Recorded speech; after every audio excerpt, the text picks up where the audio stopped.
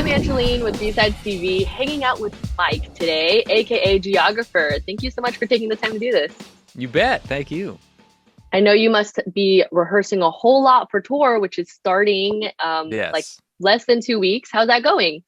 It's going so well. I mean, I don't know if it's because I haven't played a show for 3 years or because it's just going really, really well, but I just got back from rehearsals in Oakland and it was just I've never had so much fun rehearsing.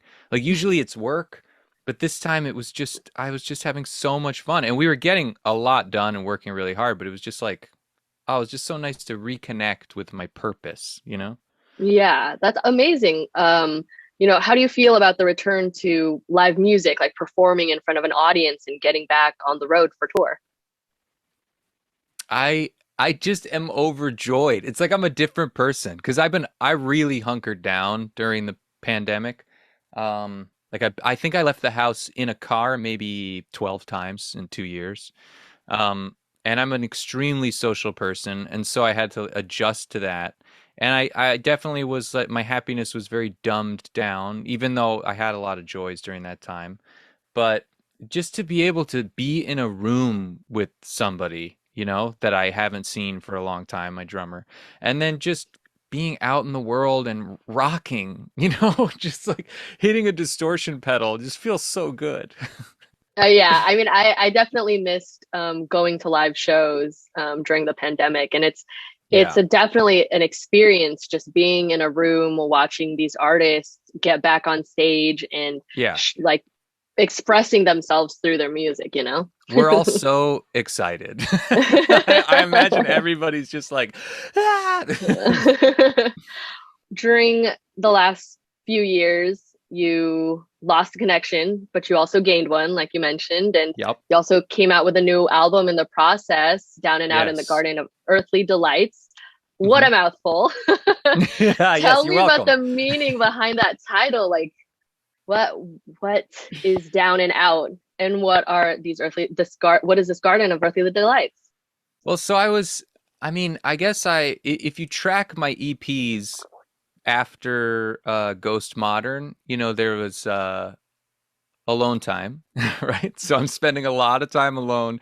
I'm really getting pretty sad in my apartment alone in San Francisco. Then I moved to Los Angeles and I'm getting very nostalgic thinking about my youth, like what's my future? When you embark on an uncertain and frightening future, you almost always get nostalgic. So New Jersey was the title of that where I grew up. It was like all about growing up in New Jersey.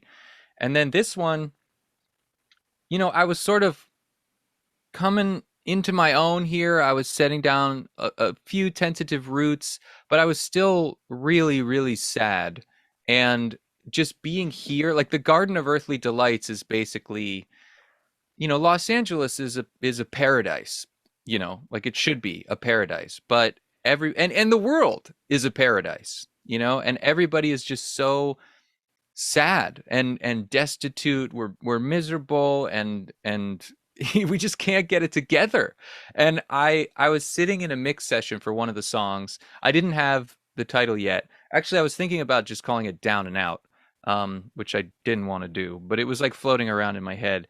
And the mix engineer Jules de Gasperi, impressively named young man, he just had Hieronymus Bosch's triptych, The Garden of Earthly Delights, which is like, I don't I should I'll research this, but it was like I think it's Garden of Eden, then like what humanity is doing with the world, and then it's just pure hell on the third one. And I was like, wow, oh my God, I forgot about that painting. And he was like, yeah, yeah, the Garden of Earthly Delights. I'm like, why do you have that just up? Like, why are you looking at that on Google Images? And he was like, oh, no reason. But to me, I was just like, oh my, in that moment, it was just like down and out in the Garden of Earthly Delights because it's like, we have just made just a mess of things, like inside ourselves and, geopolitically, but also emotionally.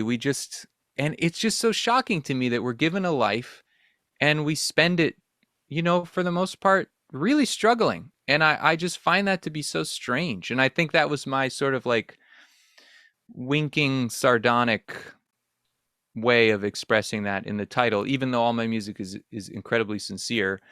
I'm a like a jokey guy, so it was nice to kind of have an outlet for that. I mean, when a raccoon or a squirrel makes a mistake, they die. But when we Yeah. make a mistake, we kill a lot of people usually with our actions. It's Yeah. like yeah. Yeah. So that's what my album's about. I hope you like it. We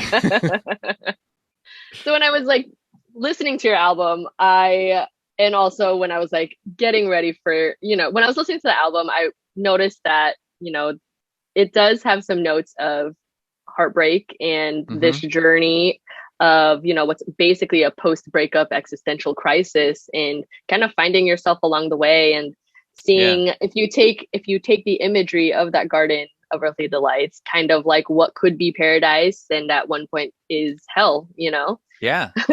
Yeah, right. Because you start a relationship and you like at the beginning of writing, I was starting a relationship. And then when I was finishing up the songs, that relationship had ended very quickly and very abruptly and very painfully. And it was like you have the same situation, you feel on top of the world, almost like psychotically happy, you're an idiot. And then that same situation, I was so sad. It was like an all-time low. Like I felt like I had no future, like no, there was nothing out there for me. I was like damaged goods, rotten meat, just like nobody had any use for me. It was really, really sad. And that's true. That's an amazing reading. I feel like for me that was subconscious, but I just love that you said that because it's true. Yeah, it definitely showed, like, the album itself has this deepness of retrospective ideas of love and like your past relationships, like you mentioned, Yeah. and you were able to find a new connection after creating this album and Yes. everything, and during the last few years during the pandemic. How did this album help you approach your relationships today, and how were you able to find Hmm. love again? What a wonderful question. I so I really had to face myself in a way that was brewing for maybe 5 years because I was really floundering in my final days in San Francisco. That's another maybe that's the title of my autobiography. Um Floundering in San Francisco. yeah, my final days. I I was just I had no like I had lost a lot of friendships. I was not really living very intentionally. I was sort of just like coasting. I was like had a stranglehold on the things I did have and I was sort of choking the life out of them and I wasn't chasing after the things I wanted. And when I came here, it was like a great step, but it was still really hard because I didn't have any, like best friends down here. I had a lot of like acquaintances, basically, a lot of buddies. So I was kind of alone most of the time. Um, and after that breakup and seeing how destitute I really became and it made me realize like how sad I was.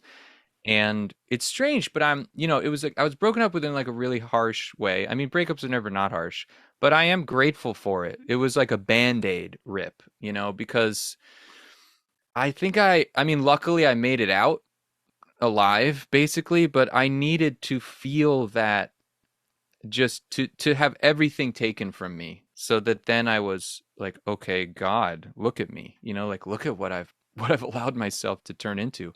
And so I really started working on myself, for the first time really ever. Like I went on antidepressants. I just had to like be honest with myself, like, Mike, I don't think you've got your brain under control. Like we've got to, like you need a little help here. Um, and I started going to therapy again, which I was being really complacent about before. And I actually listened to a bunch of like self-help books, which I've never done before or since, but it was I needed it, It's just like so I really built myself back. And then there were people who rallied around me and really helped me and that really, reminded me what relationships can be too. And when I met my girlfriend, Monica, I was very comfortable being alone. It was kind of the classic thing where I was like, all right, I don't want do not want a relationship. I'm happy being alone. It wasn't like I was relationship averse by any means, but I was not. I think before I was looking for things in relationships, romantic relationships that you can't find there. It was like looking for happiness from money. You're not going to get it. And it was like, you're not going to be happy just because you're in love.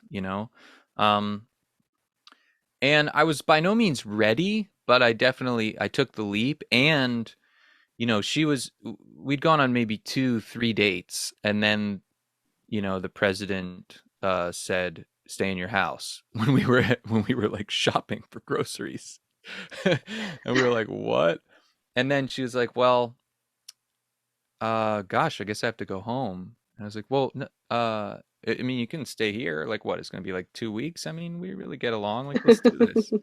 And she was like, yeah, okay. Cause then I wouldn't be able to see you if I went home, right? Cause there's this disease. And I was like, yeah, I don't want that. And then we just did it. And it was really intense, because we both brought all of our emotions, our emotional journeys to the table, and then our romantic journeys, and then ourselves, and we made it through, and it was amazing. It was, I think it's all about the timing, after some yeah, time, you just end up realizing that despite it being terrible at the very end, something way yeah. better came about? And then you feel like a maniac for how upset you got. Like you're Oh, just like, absolutely, absolutely. I You're would just have like, broken up with I you was too, man.